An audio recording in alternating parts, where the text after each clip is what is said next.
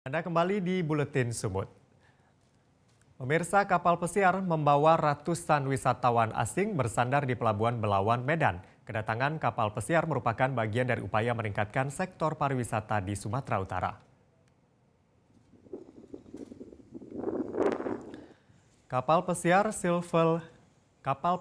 Silver Cloud membawa sekitar 200 orang turis Asia yang berlibur di Indonesia bersandar di Pelabuhan Belawan pekan kemarin.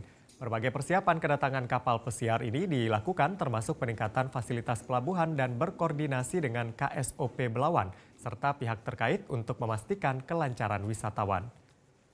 Manajer bisnis Terminal Pelindo Regional 1 Cabang Belawan, Irfan Fitriadi mengatakan, para wisatawan akan melakukan kunjungan ke sejumlah tempat seperti kawasan wisata Bukit Lawang, Kabupaten Langkat, dan melihat bangunan tua bersejarah di Kota Medan. Kehadiran wisatawan ini akan memberikan dampak positif pada ekonomi lokal, termasuk jasa transportasi, UMKM, dan lainnya. Setelah 2 hari berada di Kota Medan, kapal pesiar Silver Cloud selanjutnya akan bertolak dari Pelabuhan Belawan menuju Singapura.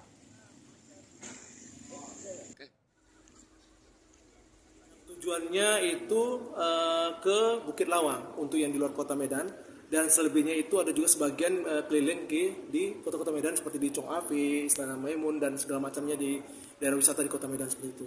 Nah, sebenarnya ini juga memberikan, kita berharap ini tetap terus berjalan rutin ya, artinya karena ini dengan adanya wisata di Kota Medan ke Belawan ini, kita harapkan nanti akan menambah PAD daripada Kota Medan sehingga perhotelan, kuliner, segala macamnya itu bisa lebih meningkat dibanding yang sebelum-sebelumnya. Jelajahi cara baru mendapatkan informasi. Download Metro TV Extend sekarang.